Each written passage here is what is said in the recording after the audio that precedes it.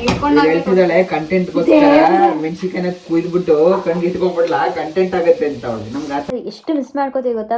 ಬೇರೆ ಕಡೆ ಏನಾದರೂ ಬಂದಾಗ ಎಗ್ ಪಫ್ ಸಿಗಲ್ಲ, ಈ ಕಡೆ ಗೋಬಿ ಸಿಗಲ್ಲ, ಗೋಲ್ಗಪ್ಪ ಸಿಗಲ್ಲ, ಪಾನಿಪುರಿ ಸಿಗಲ್ಲ, ಬೇಕಂದಾಗ ಜಾಮೂನ್ ಸಿಗಲ್ಲ, ರಸಗುಲ್ಲ.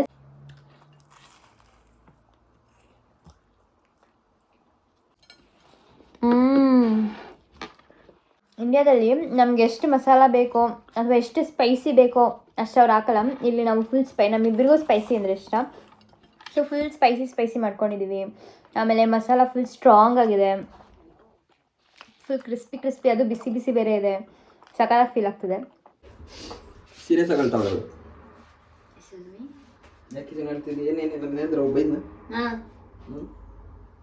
ಬೈದ್ರಿ, ಓಡಿದ್ರಿ, ಹಿಂಸೆ ಕೊಟ್ರಿ. ಮತ್ತೇನಿದು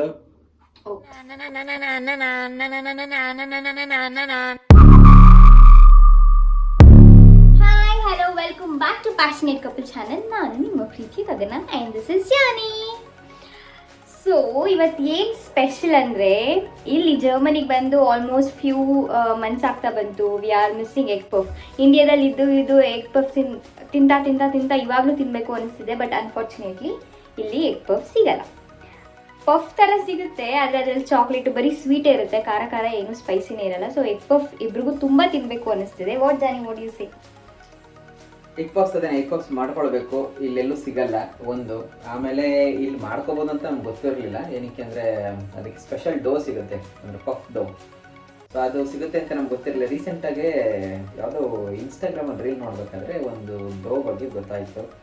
ಸೊ ಅದನ್ನ ತಗೊಂಬಂದು ಅದೇನು ಸಿಂಪಲ್, ಅದರಲ್ಲಿ ಮೊಟ್ಟೆ ಪಲ್ಯ ಮಾಡಿಕೊಂಡು ಆ ಡೋ ಯೂಸ್ ಮಾಡಿದ್ರೆ ಸೇಮ್ ಔಟ್ಪುಟ್ ಬರುತ್ತೆ. ಇಂಡಿಯಾದಲ್ಲಿ ಏನು ಯಾವ ಥರ ಪಫ್ ಆಗುತ್ತೋ ಅದೇ ಥರ ಔಟ್ಪುಟ್ ಬರುತ್ತೆ. ನಮಗೂ ಆಶ್ಚರ್ಯ ಆಯಿತು. ಸೊ ನಮ್ಮ ಹತ್ರ ಬೇಕೋ ಒನ್ ಇದೆಯಲ್ಲ, ಸೊ ಅದಕ್ಕೆ ಸ್ವಲ್ಪ ಈಸಿ ಆಯಿತು. ಸೊ ಬೇಕು ಓವನ್ ಇದ್ದರೆ ದೊಡ್ಡ ಬೇಕ್ರಿಗಳಲ್ಲಿ ಇಂಡಿಯಾದಲ್ಲಿ ಅಂದರೆ ಓವನ್ಸ್ ಯೂಸ್ ಮಾಡ್ತಾರೆ, ದೊಡ್ಡ ಓವನ್ಸ್. ಮನೆಗಳಲ್ಲಿ ಇದೆಲ್ಲ ಬೇಕು ಓವನ್ಸ್ ಇರಲ್ಲ ಇಂಡಿಯಾದಲ್ಲಿ ಜಾಸ್ತಿ. ಇವಾಗೆಲ್ಲ ಕಾಮನ್ ಆಗಿಬಿಟ್ಟಿದೆ, ಇಂಡಿಯಾದಲ್ಲಿ ಇನ್ಸ್ಟಾಲ್ ಮಾಡ್ಕೊತಾರೆ. ಸೊ ಇಲ್ಲಿ ಬೇಕು ಓವನ್ಸ್ ಕಾಮನ್ ಅಲ್ಲ. ಸೊ ನಮಗೆ ಅದನ್ನು ಸುಮ್ಮನೆ ಕ್ಲೋಸ್ ಮಾಡಿಬಿಟ್ಟಿಟ್ರೆ ಆಗೋಯ್ತು. ಸೊ ಪಫ್ ತಿನ್ನಬೇಕು ಅಂತ ಟ್ರೈ ಮಾಡ್ತಿದ್ದೀವಿ. ಸೊ ಅದೊಂದು ಫೀಲ್ ಬರುತ್ತೆ ಅಂತ ಅಂದ್ಕೊಂಡಿದ್ದೀವಿ, ನೋಡೋಣ. Okay, let's try. So start ಮಾಡುವ cooking vlog. Welcome to our cooking vlog. ಜರ್ಮನಿಯಲ್ಲಿ first time egg puff try ಮಾಡೋಣ, ಬನ್ನಿ. We are here in our kitchen. Vlog ಏನೋ ಮಾಡ್ತಾ ಇದ್ದೀವಿ. ಕಾಸ್ಟ್ಯೂಮ್ ನೈಟ್ ಡ್ರೆಸ್ಸಲ್ಲೇ ಮಾಡಿದ್ರೆ ಚೆನ್ನಾಗಿರಲ್ಲ, ಸ್ವಲ್ಪ ಶಫ್ ಥರ ಸ್ವಲ್ಪ ಪ್ರಿಪೇರ್ ಆಗೋಣ. ನೈಟ್ ಕಾಸ್ಟ್ಯೂಮ್ ಅಲ್ಲೇ ಮೇಲೆ ಚೆಕ್ ಇದು ಹಾಕೊಂತೀವಿ, ಕ್ಲೋದಿಂಗ್ ಹಾಕೊಂತೀವಿ. Okay, let's put on dress ಅಲ್ಲ. Okay, dokie, let's start the vlog. Here, Mrs. and Mr. Mr. Arun Dawson. Mr. ಇದು ಫಸ್ಟ್ ಆಫ್ ಆಲ್ ಇದು ಮಿಸ್ಟರ್ ಅಂಡ್ ಮಿಸ್ಸಸ್. ನಾವು doctor and missus doctor. Arun Kumar Masanahalli Venkateshwara. Missus Arun Kumar Masanahalli Venkateshwara. ಮದುವೆ 4 ವರ್ಷ ಆಯ್ತು, ನನ್ನ ಪೂರ್ತಿ ಹೆಸರು ತುಂಬ ಉದ್ದ ಇದೆ. ಹೌದೌದು. We are getting ready for cooking.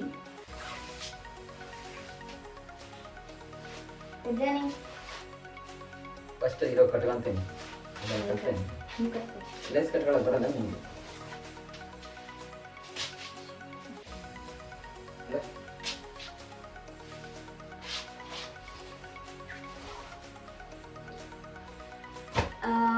ನಾವು ಯು ಕೆಲಿದ್ದಾಗ ಆ್ಯಕ್ಚುಲಿ ಕುಕಿಂಗ್ ವ್ಲಾಗ್ ಮಾಡಿದ್ವಿ. ಆಮೇಲೆ ಫಸ್ಟ್ ಮನೇಲಿ ಯು ಕೆಲಿ 2 ಮನೆ ಚೇಂಜ್ ಮಾಡಿದ್ವಿ. ಒಂದು ಮನೆಯಲ್ಲಿ ಅದೇ ತಾತ ಜೊತೆ ಇದ್ದಾಗ ಅಲ್ಲೂ ಕುಕಿಂಗ್ ವ್ಲಾಗ್ ಮಾಡಿದ್ವಿ. ಆಮೇಲೆ ಈ ಕಡೆ ಇಲ್ಲಿ ಹೊಸ ಮನೆಗೆ ಬಂದಾಗ 4 ಕುಳಿ ಸಾಂಬಾರ್ದು ಕುಕಿಂಗ್ ವ್ಲಾಗ್ ಮಾಡಿದ್ವಿ. ಅಲ್ಲಿ ವರಮಹಾಲಕ್ಷ್ಮಿ ಹಬ್ಬದ್ದು ಫುಲ್ ಕುಕಿಂಗ್ ವ್ಲಾಗೇ ಮಾಡಿದ್ವಿ. Okay,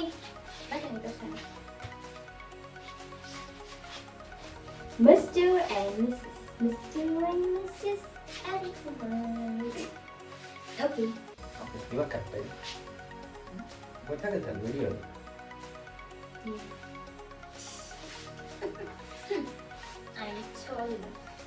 Okay, let's start.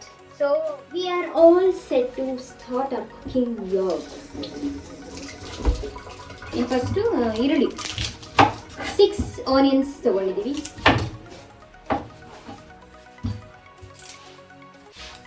ನಾನಿ ಸಿಪ್ಪೆ ಸಿಪ್ಪೆ ಬಿಡಿಸ್ಬಿಟ್ಟು ಕೊಡು, ನಾನು ಕೋಲ್ಡ್ ವಾಟರ್ ಹಾಕ್ತೀನಿ, ಆಗ ಕಣ್ಣೀರು ಬರಲ್ಲ. ಮೈ ಬ್ಯೂಟಿಫುಲ್ ಹ್ಯಾಕ್ ನಂದಲ್ಲ, ಕಾಪಿ ಹೊಡೆದಿದ್ದು. ಅಂದ್ರೆ ಇವಳು ಆನಿಯನ್ಸ್ ಇನ್ನ ಅಡ್ಜಸ್ಟ್ ಆಗಿಲ್ಲ, ಕಟ್ ಮಾಡ್ಬೇಕಾದ್ರೆಲ್ಲ ಪಾಪ ಕಣ್ಣೀರು ಆಗ್ತಾ ಇರ್ತಾಳೆ. ಎಂತ ಇಲ್ಲ, ಎಲ್ಲರೂ ಹಾಕ್ತಾರೆ, ಅಮ್ಮಂದಿರು ಮಾತ್ರ ಹಾಕಲ್ಲ. ನಾನು ಪರವಾಗಿಲ್ವಲ್ಲ, ನನ್ನ ಹತ್ರ ಎಲ್ಲ ಹಾಕಲ್ಲ. ಅಂದ್ರೆ ಇವರು ಸ್ವಲ್ಪ ಅಂದ್ರೆ ಬ್ಯಾಚುಲರ್ ಲೈಫ್ ಇದ್ದಾಗ ಅಭ್ಯಾಸ ಆಗ್ಬಿಟ್ಟು. ನಾನೇ ಅಂತ ಬ್ಯಾಚುಲರ್ ಲೈಫ್ ನಾನೇನಿದ್ದೆ. ಈಗ ಮದುವೆ ಆಗಿ ಎಷ್ಟು ವರ್ಷ? 3 years.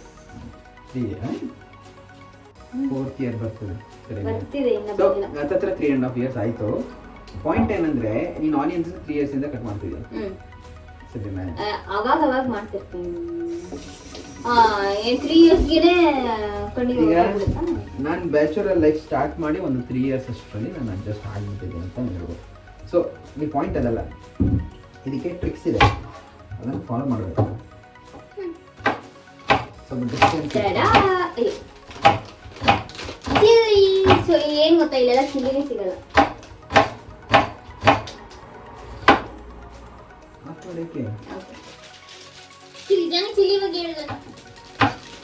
ಹಸಿರು ಮೆಣಸಿನಕಾಯಿ ಇಲ್ಲಿ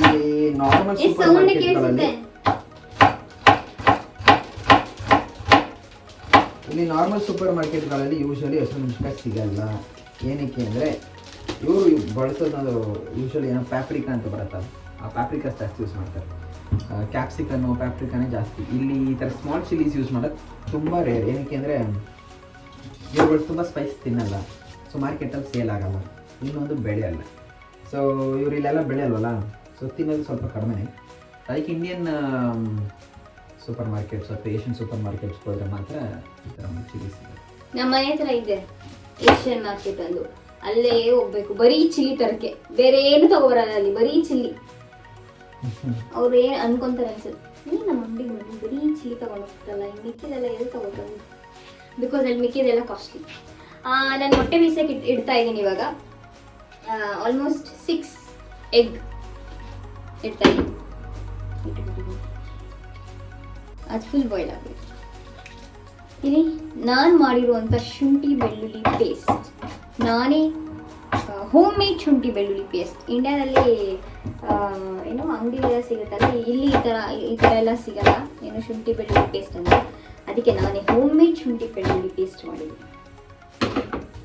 ಸ್ವಲ್ಪ ಬೆಳ್ಳುಳ್ಳಿ ಎಲ್ಲ ಮಾಡ್ತಾರಲ್ಲ, ಅಡ್ಜಸ್ಟ್ ಮಾಡ್ಕೊಳ್ಳಿ.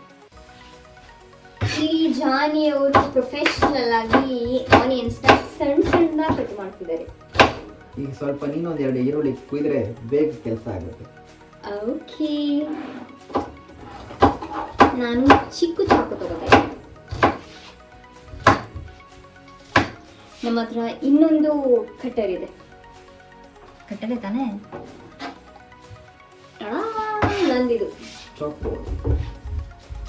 ನಮ್ಮ ಹತ್ರ ಇನ್ನೊಂದು ಚಾಪ್ ಬೋರ್ಡ್ ಇದೆ. ಸೊ ಯೂಸಿಂಗ್ ದಿಸ್ ನಾನು ಜಾನಿಗೆ ಹೆಲ್ಪ್ ಮಾಡ್ತೇನೆ.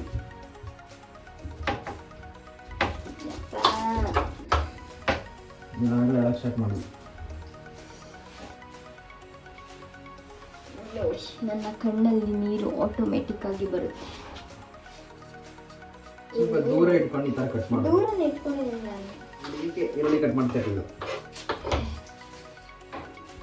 ಇವತ್ತು ಮಧ್ಯಾಹ್ನದ ಮೇಲೆ ನಮ್ಗೆ ತುಂಬಾ ಕೆಲಸ ಇದೆ, ಎಲ್ಲ ಸ್ವಲ್ಪ ಹೊರಗಡೆ ಹೋಗ್ಬೇಕಿತ್ತು, ಅದಕ್ಕೆ ಬೇಗ ಬೇಗ ಮಾಡೋದಕ್ಕೆ ಟ್ರೈ ಮಾಡ್ತಿದ್ದೀವಿ. ನನ್ನ ಹೆಂಡತಿ ಕೆಲಸ ಇರೋದನ್ನೇ ಮರ್ತೋಗ್ತಿದ್ದಾಳೆ. Oh, yeah.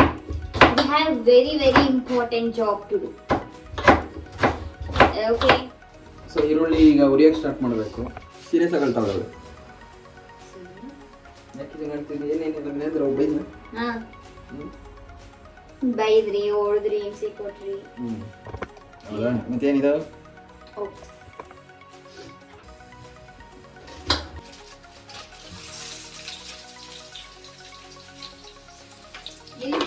ನಾನು ಆಯಿಲ್ ಸಿಡ್ಸ್ಕೊಂಡು ನನಗೆ ಜಾನಿಗೆ ಗಾಯ ಆಗಿದೆ. ಜಾನಿ ಏನು ಗಾಯ? ಅಬ್ಬು ಆಗಿದೆ. ಬೊಬ್ಬೆ ಅಂತಾರ ಅಂದ್ರೆ ಬೊಬ್ಬೆ ತರ ಅಲ್ಲ, ಸ್ವಲ್ಪ ಆಯಿಲ್ ಕುಕ್ ಮಾಡ್ಬೇಕಾದ್ರೆ ನನ್ ನೋಡಿ ಇಲ್ಲಿ ಟ್ರಯಾಂಗಲ್ ಆಗಿದೆ. ಟ್ರಯಾಂಗಲ್ ತೋರಿಸಿ. ಇವಳೇನು ಒಗ್ಗರಣೆ ಹಾಕ್ಬೇಕಾದ್ರೆ ಮಾಡ್ಕೊಂಡಿದ್ದು, ನಾನು ಕಬಾಬ್ ಹಾಕ್ಬೇಕಾದ್ರೆ ಮಾಡ್ಕೊಂಡಿದ್ದು. ಇಲ್ಲಿ ಕರೆಕ್ಟಾಗಿ ಕಾಣಿಸ್ತಿದೆ ನನ್ನ ಟ್ರಯಾಂಗಲ್. ಈಗ ಅಲ್ಲಿ ಈರುಳ್ಳಿ ಸಿದೋಗುತ್ತೆ, ಸ್ವಲ್ಪ ಜಾಗ ಬಿಡುತ್ತೆ. ನನ್ನ ಟ್ರಯಾಂಗಲ್ ನಿಂದು ಟ್ರಯಾಂಗಲ್ ತೋರಿಸು ಅಂತಂದ್ರೆ ಈ ಕಡೆ ಬಿಡು. ಇಲ್ಲಿ ಕಾಣಿಸ್ತಿದೆ ಟ್ರಯಾಂಗಲ್. ಇದು ಮಚ್ಚೆ, ಇವೆರಡು ಬೊಬ್ಬೆ. ಸೊ ಟ್ರಯಾಂಗಲ್ ಆಗಿದೆ.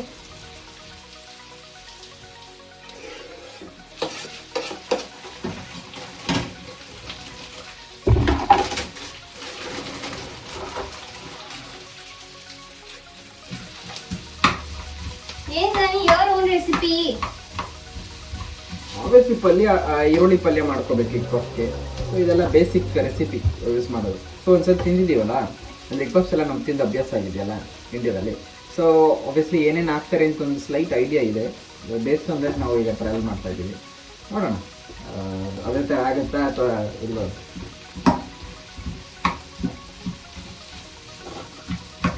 ನೀವು ಹೆಂಗ್ ಗೊತ್ತಾಯ್ತು ಅಂದ್ರೆ ಇನ್ಸ್ಟಾಗ್ರಾಮ್ ಅಲ್ಲಿ ಯಾವ್ದೋ ವಿಡಿಯೋ ನೋಡ್ತಿರ್ಬೇಕಾದ್ರೆ ಜಾನಿ ಶೇರ್ ಮಾಡಿದ್ರು.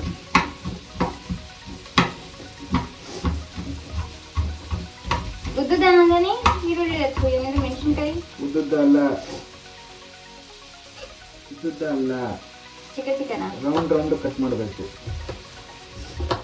ಹೇಳ್ತಿದ್ದಾಳೆ ಕಂಟೆಂಟ್ಗೋಸ್ಕರ ಮೆಣಸಿನ್ಕಾಯಿನ ಕುಯ್ದ್ಬಿಟ್ಟು ಕಣ್ಗೆ ಇಟ್ಕೊಂಡ್ಬಿಡ್ಲಾ, ಕಂಟೆಂಟ್ ಆಗುತ್ತೆ ಅಂತ ಅವಳಿಗೆ. ನಮ್ಗೆ ಆ ಥರ ಕಂಟೆಂಟ್ ಎಲ್ಲ ಬೇಡ.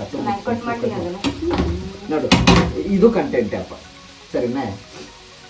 ಕಂಟೆಂಟ್ ಅನ್ನೋದು ನ್ಯಾಚುರಲ್ ಆಗಿ ಬರಬೇಕು. ಸೇಫ್ ಗೊತ್ತಲ್ಲ ನಮ್ಗೆ ವಿಡಿಯೋ ಮಾಡೋದು ಹೇಗೆ ಅಂತ ಹೇಳ್ಕೊಡ್ತಿದ್ದೀನಿ. ನೀ ನನಗೆ ಓಡಿಸಂಗಿದ್ಯಾ ನನಗೆ. ಜರ್ಮನಿ ಲೈಫ್ ಹೆಂಗಿದೆ? ನನ್ ಜರ್ಮನ್ ಲೈಫ್ ಏನು ಹೊಸದಲ್ಲ, ನೀನ್ ಹೇಳು ನಿನಗೆ ಏನು ಅನಿಸ್ತಿದೆ? ಓಕೆ, ನಿಮ್ಗೆ ಹೇಗೆ ಅನಿಸ್ತಿತ್ತು ಹೇಳಿ, ಶೇರ್ ಯುವರ್ ಎಕ್ಸ್ಪೀರಿಯನ್ಸ್. ನಾನು ಮಾಸ್ಟರ್ಸ್ ಮಾಡಬೇಕಾದ್ರೆ ಆಬ್ವಿಯಸ್ಲಿ ನಾನು ಆಲ್ಮೋಸ್ಟ್ ಲೈಕ್ ನನ್ನ entire life before coming to Germany ನಾನು ಇಂಡಿಯಾದಲ್ಲೇ ಇದ್ದಿದ್ದೆ, ಎಲ್ಲೂ ಬೇರೆ ಕಡೆ ಎಲ್ಲೂ ಹೋಗಿರಲಿಲ್ಲ. Not even for 3 days. ಅಂದರೆ ನಾನು ಮನೆ ಬಿಟ್ಟು ಬೇರೆ ಕಡೆ ಹೋಗಿದ್ದೇ ಇಲ್ಲ. ಹಾಸ್ಟೆಲ್ ಕೂಡ, ಅಂದರೆ ಹಾಸ್ಟೆಲಲ್ಲೂ ಕೂಡ ಓದಿರಲಿಲ್ಲ ನಾನು. ಸೊ ನಾನು ಜಸ್ಟ್ ಡೈರೆಕ್ಟಾಗಿ ಮನೆಯಿಂದ ಸ್ಕೂಲ್ಗೆ ಹೋಗ್ತಿದ್ದೆ, ಮನೆಯಿಂದನೇ ಕಾಲೇಜ್ಗೆ ಹೋದೆ, ಮನೆಯಿಂದನೇ ಗ್ರ್ಯಾಜುಯೇಷನ್ ಮುಗಿಸ್ಕೊಂಡೆ. ಅಂದರೆ ಮನೆಗೆ ಹತ್ತಿರದಲ್ಲಿ ಇರುವಂಥ ಒಂದು ಕಾಲೇಜ್ಗಳು ಮತ್ತು ಸ್ಕೂಲ್ಗಳಲ್ಲಿ ಓದಿ ನಾನು ಕ್ಲಿಯರ್ ಮಾಡ್ಕೊಂಡಿದ್ದು.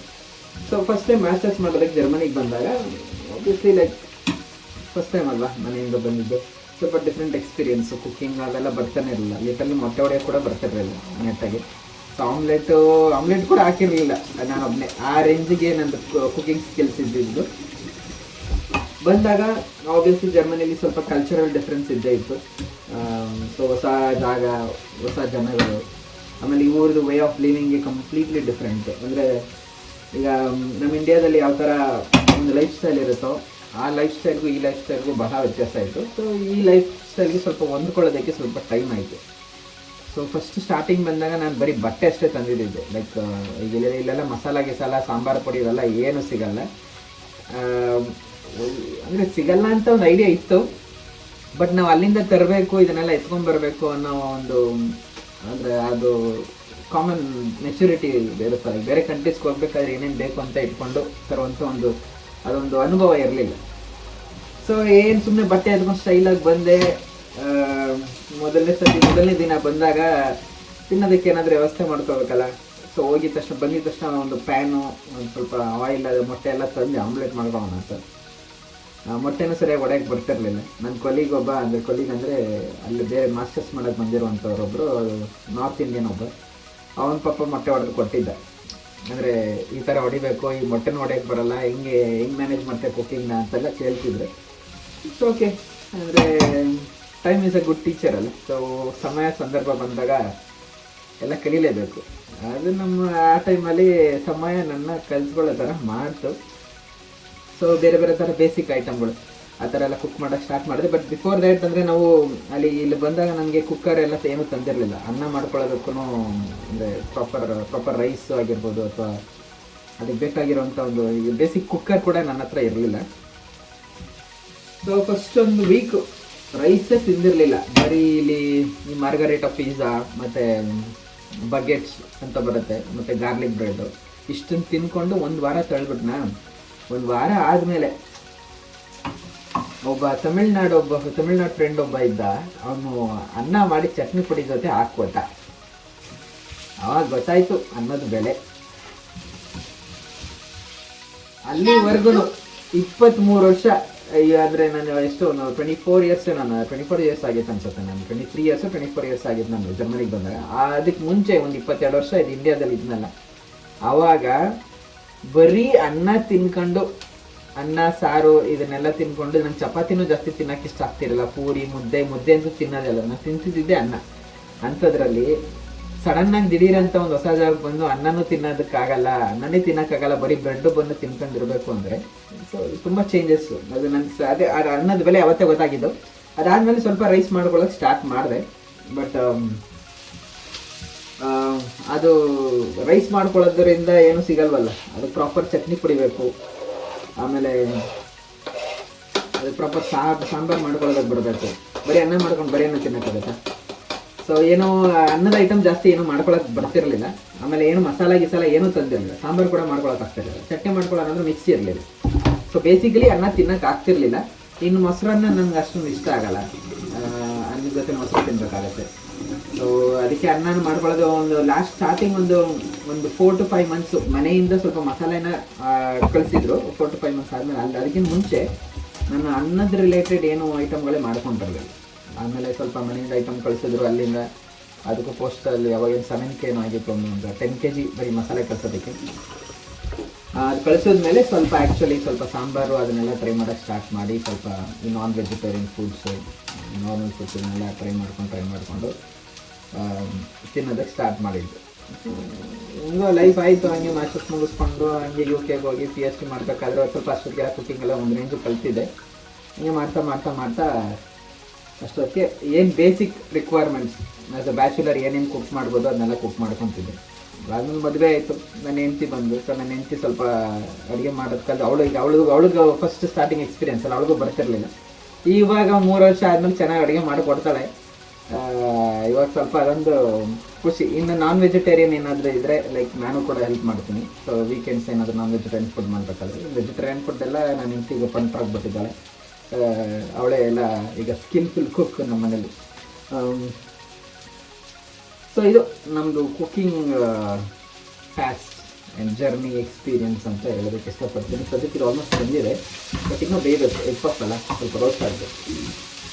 ಸ್ವಲ್ಪ ಚಿಲ್ಲಿನೂ ಹಾಕಿದ್ದೀನಿ. ನಾನು ಇದನ್ನು ಜಾನಿ ಹತ್ರ ತುಂಬ ಕೇಳ್ಬಿಟ್ಟಿದ್ದೀನಿ. ಇವಾಗ ನೀವು ಹೊಸದಾಗಿ ನಿಮ್ಮ ಜಾನಿ ಎಕ್ಸ್ಪೀರಿಯನ್ಸ್ ಕೇಳ್ತಿದ್ದೀರಾ. ಇವಾಗ ನಾನು ಇದನ್ನು ತುಂಬ ಸಲ ಕೇಳ್ಬಿಟ್ಟಿದ್ದೀನಿ. ಮದುವೆ ಆದಮೇಲೆ ಇರೋದೇ ಇಬ್ಬರಲ್ವಾ, ಈಗ ನಂದು ಕತೆಗಳನ್ನ ಅವಳಿಗೆ ಹೇಳ್ಕೋಬೇಕು, ಅವಳ ಕತೆಗಳನ್ನ ನನಗೆ ಹೇಳ್ಕೋಬೇಕು. ಸೊ ಇರೋದು ಒಂದೇ ಕತೆ, ಅದನ್ನೇ ತಿರ್ಬಾಕಿ ಮುರ್ಬಾಕಿ ಅದನ್ನೇ ಹೇಳಬೇಕು. ಈಗ ಹೊಸ ಕತೆಗಳು ಬರುತ್ತೆ ಹಿಂದೆ ಆಗಿರೋದು. ಸೊ ಇವಳಿಗೆಲ್ಲ ಗೊತ್ತು. ನಿಮಗೂ ಆಲ್ಮೋಸ್ಟ್ ಎಲ್ಲ ನೋಡ್ತಿರೋರು ಕೆಲವರು ಗೊತ್ತಿರುತ್ತೆ, ಕೆಲವರು ಗೊತ್ತಿಲ್ಲ ಅಂದರೆ ಇವಾಗ ಗೊತ್ತಾಗಿರುತ್ತೆ. ಸ್ವಲ್ಪ ಈರುಳ್ಳಿ ಬೆಂದಿದೆ. ಈರುಳ್ಳಿ ಬೆಂದಿರೋದ್ರಿಂದ ಸ್ವಲ್ಪ ಅರಿಶಿನ ಮತ್ತು ಉಪ್ಪು ಹಾಕೊಂಡು ಸ್ವಲ್ಪ ಹುರ್ಕೊಂಡೆ. ಸೊ ಇವಾಗ ಆ್ಯಕ್ಚುಯಲ್ ಮಸಾಲಾಸ್ ಹಾಕ್ತಾ ಇದ್ದೀನಿ.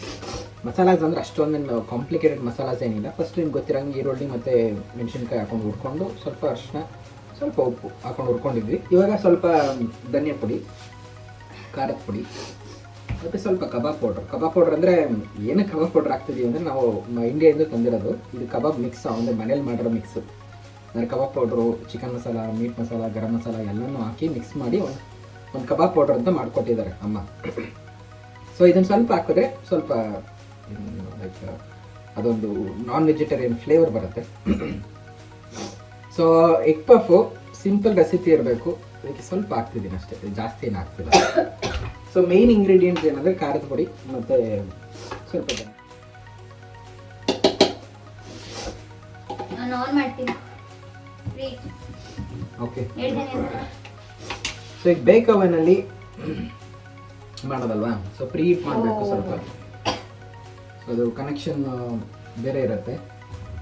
ಯೂಶಲಿ ನಮ್ಮಲ್ಲಿ ಅದು ಒಂದೇ ಸ್ಲಾಟ್ ಇರೋದು ಅದಾಗಲಿ. ಸೊ ಮೈಕ್ರೋ ಓವನ್ ಮತ್ತು ಬೇಕ್ ಓವನ್ ಅವಾಗ ಚೇಂಜ್ ಮಾಡ್ಕೊತಿರ್ತೀವಿ. ಸೊ ಡಿಸ್ಕನೆಕ್ಟ್ ಮಾಡಿ ಹಾಕೋದಕ್ಕೆ ಹೋಗ್ತಿದ್ದೆ. ಹಸಿಮೆಣ್ಸಿಕಾಯಿ ಹೊಡಿತಿದ್ದೀನಲ್ಲ, ಸೊ ಕಿಚನ್ ಎಲ್ಲ ಸ್ವಲ್ಪ ಘಾಟ್ ಹೊಡಿತಿದೆ. ಇಲ್ಲಿ ಏನಂತ ಅದೇನಂದ್ರೆ ಚಿಮ್ನಿ ಎಲ್ಲ ಇಲ್ಲ, ಇವರೆಲ್ಲ ಮಸಾಲ ಎಲ್ಲ ಮಾಡೋದೇ ಇಲ್ವಲ್ಲ, ಸೊ ಇಲ್ಲಿ ಯೂಶಲಿ ದೊಡ್ಡ ಮನೆಗಳೆಲ್ಲ ಇರುತ್ತೆ. ಈ ಮನೇಲಿ ಚಿಮ್ನಿ ಇಲ್ಲ, ಬೇರೆ ಮನೆಗಳಿದೆ. ಸೊ ನಾವು ಹೊಸ ಮನೆಗೆ ಹೋಗ್ತಿದೀವಲ್ಲ, ಆ ಮನೇಲಿ ಇದೆ ಚಿಮ್ನಿ. ಈ ಮನೆ ಕಾಂಟ್ರಾಕ್ಟ್ ಇನ್ನೇ ಮುಗಿತಾ ಬಂತು. ಸೊ ಬೇರೆ ಮನೆ ನೋಡ್ತಿದ್ವಿ. ಸೊ ಆ ಮನೆಗಳಲ್ಲಿ ಇದೆ. ಸೊ ಹೋಗೋ ಮನೇಲಿ 100% ಇರುತ್ತೆ ಅಂತ ಹೇಳಿದ್ವಿ. ಇವಾಗ ಇಂಡಿಯಾದಲ್ಲೂ ಕಾಮನ್ ಆಗ್ತಿದೆ ಅಲ್ಲ, ಓವೆನ್ಸು, ಡಿಶ್ ವಾಷರು, ಇವಾಗ ಎಲ್ಲ ಕಾಮನ್ ಆಗ್ತಿದೆ ಇಂಡಿಯಾದಲ್ಲೂ. ಈಗ ಯಾವುದೇ ಒಂದು ಮನೆ ಒಂದು ಲೈಕ್ ಫಾರ್ ಎಕ್ಸಾಂಪಲ್ ಹೊಸದಾಗಿ ಕಟ್ಟಿ ಕಿಚನ್ ಎಲ್ಲ ಎಕ್ವಿಪ್ ಮಾಡ್ಕೊಂಡ್ರೆ ಸೊ ಅದ್ರಲ್ಲಿ ಬೇಕು ಅಂತ ಕೂಡ ಇನ್ಕ್ಲೂಡೆಡ್ ಆಗಿರುತ್ತೆ. ಲೈಕ್ ಬೇಸಿಕಲಿ ಇವಾಗ ಕಟ್ಟೋ ಮನೆಗಳಲ್ಲಂತೂ ಇವಾಗ ಏನೇನು ಡಿಸೈನ್ ಮಾಡ್ತಿದ್ದಾರೆ ಇಂಟೀರಿಯರ್ ಡಿಸೈನ್ಸ್ ಅಂತ, ಕಿಚನ್ ಡಿಸೈನ್ಸ್ ಅಲ್ಲ, ಅದರೆಲ್ಲ ಇನ್ಕ್ಲೂಡ್ ಮಾಡಿರ್ತಾರೆ. ಮೈಕ್ರೋ ಓವನ್ ಆಗಿರ್ಬೋದು, ಬೇಕು ಓವನ್ ಆಗಿರ್ಬೋದು, ಡಿಶ್ ವಾಷರ್ಸ್ ಇವೆಲ್ಲ ಕಾಮನ್. ಈ ಕಡೆ ವೆಸ್ಟರ್ನ್ ಕಂಟ್ರೀಸಲ್ಲೆಲ್ಲ ಇದೆಲ್ಲ ಸ್ವಲ್ಪ ತುಂಬ ಹಿಂದಿನ ದಿನಗಳಿಂದನೇ ಫಾಲೋ ಮಾಡ್ಕೊಂಡು ಬಂದಿದ್ದಾರೆ. ಬಟ್ ನಮ್ಮ ಇಂಡಿಯಾದಲ್ಲಿ ಲೈಕ್ ಡೆವಲಪಿಂಗ್ ಕಂಟ್ರಿ ಅಲ್ಲ.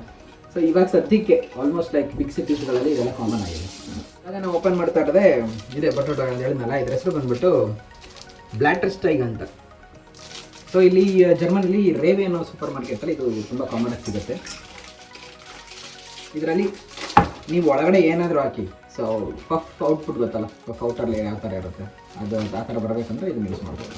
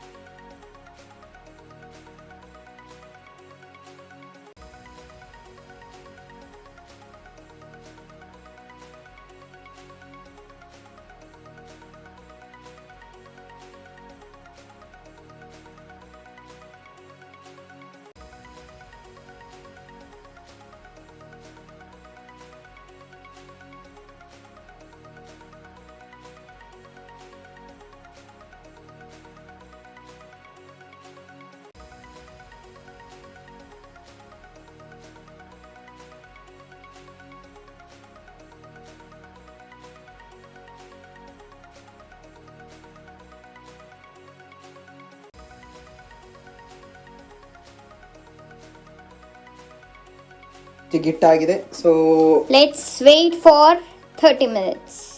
ಅದಾದ್ಮೇಲೆ ಏನಾಗುತ್ತೆ ಅಂತ ನೀವೇ ನೋಡ್ತೀರಾ, ನೋಡೋಣ. ಮತ್ತೆ ನಾವು ತಿಂದ್ಬಿಟ್ಟು ಕೂಡ ನಮಗೆ ಆ್ಯಕ್ಚುಯಲ್ ರಿವ್ಯೂ ಕೊಡ್ತೀವಿ. Let's go. ಈ ನಮ್ಮದು ರೆಡಿ ಆಗ್ತಿದೆ, ಆಲ್ಮೋಸ್ಟ್ ಆಗಿದೆ ಅನಿಸುತ್ತೆ. ಇವಾಗ ತೆಗಿಯೋಣ. ಓಕೆ, ಆಗಿದೆ.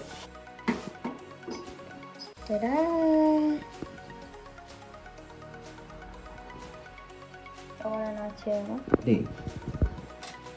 ರೆಡಿ? ಎಸ್, ತುಂಬ ಬಿಸಿ ಇರುತ್ತೆ. ನಾನು ಇಡಬೇಕಂತ ಜಾಗ ಮಾಡಿದ್ದೀನಿ. ಹುಷಾರು.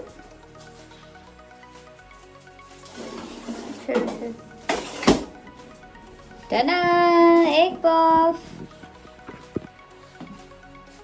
ಹೆಂಗಿದೆ? ಆಲ್ಮೋಸ್ಟ್ ಹಂಗೆ ಇಂಡಿಯಾದಲ್ಲಿ ಸಿಗೋ ಥರ ಎಗ್ ಪಫ್ ಥರನೇ ಕಾಣಿಸ್ತಿದ್ಯಾ? ಆಬ್ವಿಯಸ್ಲಿ ಕಾಣಿಸ್ತಿದೆ, ಬಟ್ ತಿನ್ನೋದಕ್ಕೆ ಆ ಥರ ಇದೆಯಾ ಅನ್ನೋದೇ ಇಲ್ಲಿ ಪ್ರಶ್ನೆ. ಸೊ ನೋಡೋಣ. ಓಕೆ, ತಗೊಂಡೋಗೋಣ. ಇವೆರಡು ಆ್ಯಕ್ಚುಲಿ ಚೆನ್ನಾಗಿದೆ.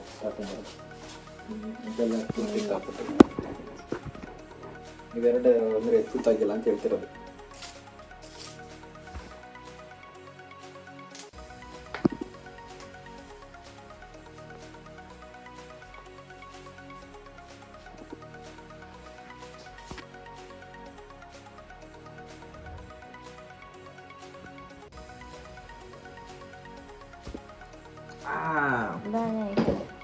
Finally egg puff is ready. So ನೀವು ಆಲ್ರೆಡಿ ನೋಡಿದ್ದೀರಾ ಎತ್ತಬೇಕಾದ್ರೆ ಯಾವ ಥರ ಇದೆ ಅಂತ ನೋಡಿ. ನಾರ್ಮಲ್ ಇಂಡಿಯಾದಲ್ಲಿ ಸಿಗುವಂಥ ಎಗ್ ಪಫ್ ಥರನೇ ಇದೆ, ನೋಡಕ್ಕೆ ಹಂಗೆ ಇದೆ, ಹಂಗೆ ಕಾಣಿಸ್ತಿದೆ. ಬಟ್ ತಿನ್ನಕ್ಕೂ ಹಂಗೆ ಇದೆಯಾ ಅನ್ನೋದು ಪ್ರಶ್ನೆ ಈಗ. ಸೊ ಇಬ್ಬರು ಟ್ರೈ ಮಾಡೋಣ, ಅಂದರೆ ನಾವಿಬ್ಬರು ಟ್ರೈ ಮಾಡ್ತೀವಿ.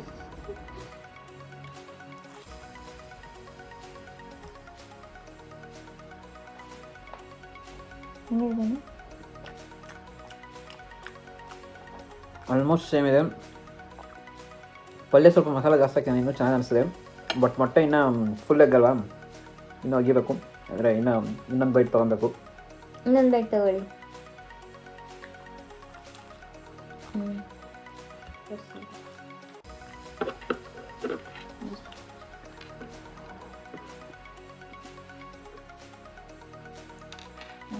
Almost Indian egg puffs taste ಬರ್ತಿದೆ, ಬಟ್ ಪಲ್ಯ ಇನ್ನೂ ಸ್ವಲ್ಪ ಚೆನ್ನಾಗಿದೆ ಆ್ಯಕ್ಚುಲಿ.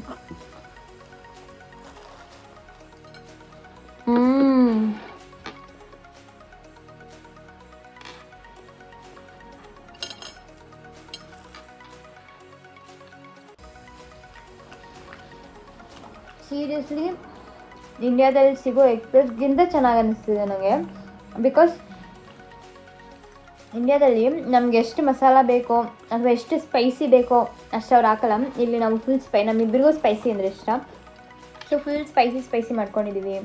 ಆಮೇಲೆ ಮಸಾಲ ಫುಲ್ ಸ್ಟ್ರಾಂಗ್ ಆಗಿದೆ, ಫುಲ್ ಕ್ರಿಸ್ಪಿ, ಅದು ಬಿಸಿ ಬೇರೆ ಇದೆ. ಸಕಾಲಾಗಿ ಫೀಲ್ ಆಗ್ತಿದೆ. ತುಂಬ ದಿನ ಆದಮೇಲೆ ಎಗ್ ಪಫ್ ತಿಂತಾ ಇದ್ದೀವಿ. ಆ ಇಂಡಿಯನ್ ಫೀಲ್ ಬರ್ತದೆ. ಆಫ್ಟರ್ ಇಂಡಿಯಾ ಎಷ್ಟು ಮಿಸ್ ಮಾಡ್ಕೋತೀವಿ ಗೊತ್ತಾ. ಬೇರೆ ಕಡೆ ಏನಾದರೂ ಬಂದಾಗ ಎಗ್ ಪಫ್ ಸಿಗಲ್ಲ, ಈ ಕಡೆ ಗೋಬಿ ಸಿಗಲ್ಲ, ಗೋಲ್ಗಪ್ಪ ಸಿಗಲ್ಲ, ಪಾನಿಪುರಿ ಸಿಗಲ್ಲ, ಬೇಕಂದಾಗ ಜಾಮೂನ್ ಸಿಗಲ್ಲ, ರಸಗುಲ್ಲ ಸಿಗಲ್ಲ. ಇವರಂತೂ ಇವ್ರು ಹೆಂಗೆ ಅಂದರೆ ಸ್ಪೈಸಿನೂ ತಿಂತಾರೆ, ಎಷ್ಟು ಸ್ಪೈಸಿ ಇಷ್ಟಪಡ್ತಾರೋ ಅಷ್ಟೇ ಸ್ವೀಟ್ ಕೂಡ ಇಷ್ಟಪಡ್ತಾರೆ. ಕೆಲವರು ಹೆಂಗೆ ಅಂದರೆ ಬರೀ ಸ್ಪೈಸಿ ಇಷ್ಟಪಡ್ತಾರೆ, ಇಲ್ಲ ಬರೀ ಸ್ವೀಟು. ಈಗ ನನ್ನ ಥರ ಈಗ ನಾನಂದರೆ ಬರೀ ಸ್ಪೈಸಿ ಇಷ್ಟಪಡ್ತೀನಿ, ಕೆಲವರು ಬರೀ ಸ್ವೀಟ್ ಇಷ್ಟಪಡ್ತಾರೆ. ಬಟ್ ನಾನು ಜಾನ್ನೇ ಫಸ್ಟ್ ಟೈಮ್ ನೋಡ್ತಾ ಇರೋದು ಸ್ಪೈಸಿನೂ ಇಷ್ಟಪಟ್ಟು ಸ್ವೀಟೂ ಅಷ್ಟೇ ಇಷ್ಟಪಡೋರ ಫಸ್ಟ್ ಟೈಮ್ ನಾನು ನೋಡಿದ್ದು. That is John. ಅಂದರೆ ತಿನ್ನೋಕೆ ಚೆನ್ನಾಗಿದ್ರೆ ಸ್ವೀಟ್ ಆದ್ರೇನು ಖಾರ ಆದ್ರೇನು ಮಜಾ ಮಾಡ್ತಾ ಇರಬೇಕು. ಸೊ ನೋಡಿದ್ರಲ್ಲ ಯಾವ್ಯಾವ ಥರ ನಾವು ಸಿಂಪಲ್ ಆಗಿರೋ ಎಗ್ ಪಫ್ನ ಬೇರೆ ಕಂಟ್ರೀಲಿ ಜರ್ಮನಿಯಲ್ಲಿ ಇದ್ಕೊಂಡು ಇಂಡಿಯಾ ಎಗ್ ಪಫ್ನ ಹೇಗೆ ಮಾಡ್ಕೊಂಡ್ವಿ, ಇಂಡಿಯನ್ ಸ್ಟೈಲ್ ಎಗ್ ಪಫ್ನ ಅಂತ. ಐ ಹೋಪ್ ನೀವು ಜಾನಿದ ಎಕ್ಸ್ಪೀರಿಯನ್ಸ್, ಅವ್ರ ಕುಕಿಂಗ್ ಹೇಗಿತ್ತು ಇದನ್ನೆಲ್ಲ ಎಂಜಾಯ್ ಮಾಡಿರ್ತೀರಾ ಅಂತ ಅನ್ಕೋತೀನಿ. ಏನಾದರೂ ಹೇಳೋದಿದೆಯಾ ಜಾನಿ? ಲೈಕ್ ಮಾಡಿ, ಶೇರ್ ಮಾಡಿ, ಸಬ್ಸ್ಕ್ರೈಬ್ ಮಾಡಿ, ಅದನ್ನೇ ಹೇಳೋಕ್ಕೆ ಇಷ್ಟಪಡ್ತೀನಿ. ಸೊ ಇದೇ ಥರ ಸಪೋರ್ಟ್ ಮಾಡ್ತಾ ಇರಿ, ಮತ್ತೆ ಸಿಗೋಣ. ಇದೇ ಥರ ವಿಲಾಗ್ಸ್ ನಾವು ಮಾಡ್ತಾ ಇರ್ತೀವಿ, ನಿಮ್ಮನ್ನ ಎಂಟರ್ಟೈನ್ ಮಾಡೋಕ್ಕೆ ಟ್ರೈ ಮಾಡ್ತೀವಿ. ಸೊ ನಿಮಗೆ ಖುಷಿ ಆದರೆ ಸೊ ದಯವಿಟ್ಟು ಶೇರ್ ಮಾಡ್ಕೊಳ್ಳಿ, ಲೈಕ್ ಮಾಡಿ, ಮತ್ತು ಸಬ್ಸ್ಕ್ರೈಬ್ ಆಗಿ ನಮ್ಮ ಕಂಟೆಂಟ್ನ ಇಷ್ಟಪಡಿ. All right, see you in the next vlog. Bye bye.